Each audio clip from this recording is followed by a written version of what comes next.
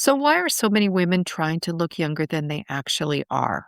Today on Women on the Brink, we're talking about the quiet cultural rule that women are allowed to age, but only up to about 40.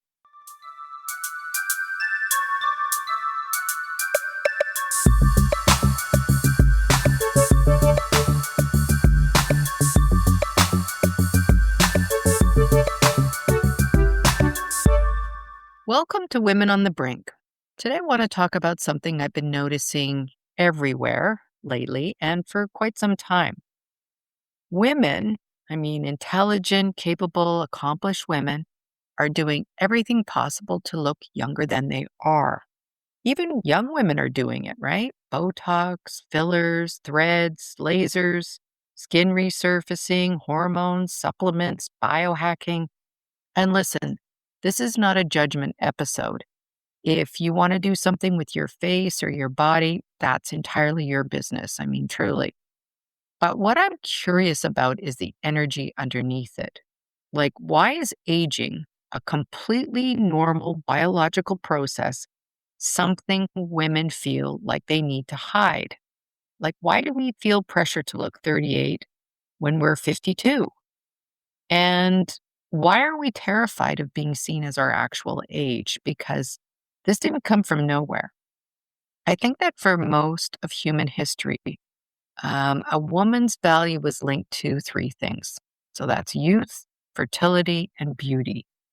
Because I think that was the cultural bargain. Even if we've evolved socially, economically, and politically, those subconscious signals are still running in the background. And, when men age, they become powerful and established and distinguished and experienced. Women age, and suddenly the message becomes maintain yourself, don't let yourself go, fight aging, reverse time, which is, it's really interesting language when you think about it. We don't talk about like living longer. We talk about fighting age like age is the enemy, right? So, one thing I hear women say all the time is, I don't want to become invisible. And that's real. I don't want to become invisible either, because culturally, older women often disappear from the narrative. I mean, all we have to do is look at movies or advertising or leadership spaces. Men in their 60s are still framed as relevant, and women in their 60s are often framed as peripheral, like a beige wall or a lamp. So women aren't just trying to look younger, they're trying to stay visible. And visibility equals influence, relevance, opportunity, and choice. So the beauty industry steps in and says, aha, don't worry, we can fix that for the very low, low price of a good portion of your retirement fund. Because let's face it, the anti-aging industry is worth hundreds of billions of dollars globally. And its entire premise is based on one idea, that aging women is a problem to solve. Wrinkles are framed as a disease, and gray hair becomes something you manage, and your skin texture becomes something you correct. But here's the interesting psychological piece. The more we chase youth, the more we reinforce the belief that aging is unacceptable, and that creates a loop. So here's the nervous system piece, because I always come back to the nervous system. A lot of the pressure women feel around aging is actually fear of loss. And that loss is loss of attention, right? So for a lot of people, attention equals validation. When you're younger, people notice you more and they compliment you more and they flirt with you and they include you in conversations.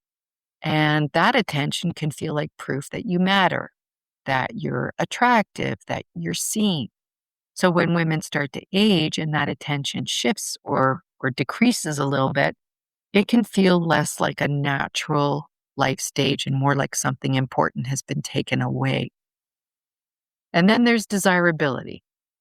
So for generations, female desirability has been closely linked to youth. Younger women are like They're often portrayed in media and advertising and entertainment as the most attractive, or the most romantic, or the most sexually desirable. So the message we women absorb, consciously or not, is that if youth equals desirability, then aging must mean losing that value. And that's a really powerful psychological pressure for us. And then the third one is relevance. So, in many industries and cultural spaces, youth is associated with being current or innovative or socially important, and younger people are often framed as the people shaping culture or trends or conversations.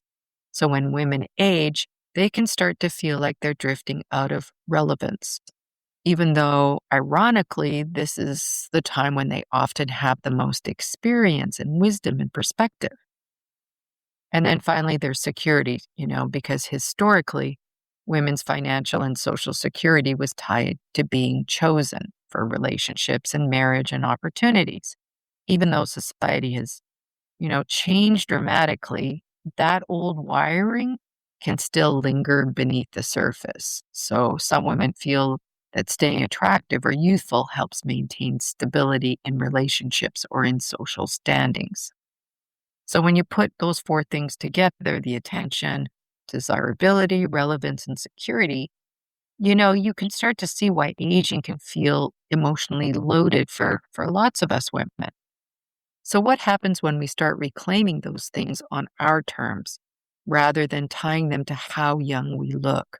I mean, I really believe that because attention can come from presence. And I think desirability can come from being confident and having vitality, and relevance can come from wisdom and leadership. And security can come from self sufficiency and from our community. So, in other words, the things we thought we might lose with age are actually the things we can redefine entirely.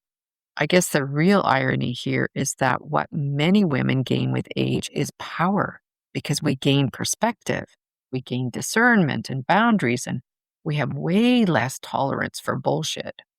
So if you look at history, powerful women have often been the older women because youth is beautiful, but knowing who you are is magnetic. So here's kind of my own personal observation because I'm in my 60s now. And what really struck me recently is just how automatic the conditioning is, even for women who are really aware of it. So I went shopping with a close friend of mine, and we're both active women. We hike, we exercise regularly, and we eat pretty well for most of the time. But going clothes shopping together is actually a really rare event for us. So at one point, I picked up a pair of pants and I said, I really should wait to buy these when I've lost that last 5 pounds. And without missing a beat, she goes, yeah, I probably need about 3 months in the gym before I should buy anything. And, and then we just both stopped and we looked at each other and we just burst out laughing because we realized how automatic that was, how deeply conditioned we are to believe that we're always almost acceptable, but not quite yet. Not until we've lost the 5 pounds, not until we tone up or we look a little younger. And I guess in that moment, I said, you know what? To hell with that. We're healthy. We move our bodies. We take care of ourselves. We're allowed to be the age we are. The little softness here, maybe a little sagging there. So we bought the Brink clothes. And you know what?